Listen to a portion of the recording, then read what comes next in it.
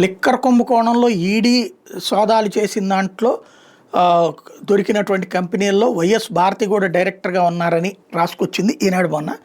దాంట్లో డైరెక్టర్లకు సంబంధించిన లెక్కలే రాసుకొచ్చింది. దాని మీదన సాక్షి అసలు వాటిట్లో భారతి లేనే లేరంటూ ఈనాడే డిజిటల్ ఎడిషన్లో ఒకలాగా, పబ్లిక్ వెళ్ళే ఎడిషన్లో మరొక రకంగా రాసినటువంటి వైనాన్ని ప్రొజెక్ట్ చేసింది. అది మొన్న కూడా మనం చూసుకున్నాం. అయితే ఇప్పుడు తాజాగా దాని మీదన లీగల్ ఫైట్కి కూడా ఆవిడ రెడీ అయ్యేటప్పటికి వీళ్ళు ట్రెండ్ మార్చారన్నమాట తెలివిగా.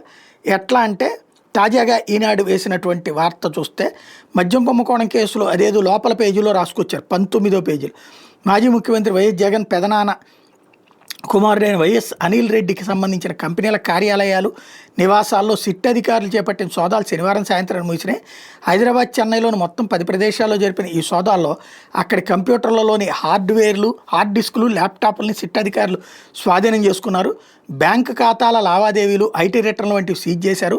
వాటిని పూర్తిగా విశ్లేషించిన తర్వాత సంబంధిత వ్యక్తులకి నోటీసులు ఇచ్చి విచారణకు పిలిపించాలని సిట్ అధికారులు భావిస్తున్నారు. ఈ కంపెనీలో డైరెక్టర్గా కొనసాగిన భారతిరెడ్డి మాజీ సీఎం జగన్ భార్య కాదు, ఆమె అనిల్ రెడ్డి తల్లి, జగన్ పెదనాన్న జార్జిరెడ్డి భార్య భారతిరెడ్డి అని తేల్చారంటూ.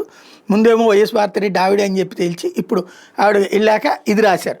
ఇప్పుడు రేపు కోర్టుకు ఆవిడ వెళ్ళినా ఇదిగో మేము ఆ రోజున వివరణ రాసేసామండి, మాకు సిట్టోళ్ళు చెప్పారు అని చెప్తారనమాట. సిట్టోళ్ళు అబ్బాయి మేమేం చెప్పలేదు అంటారా అంటే అనరు. అదే స్పెషల్.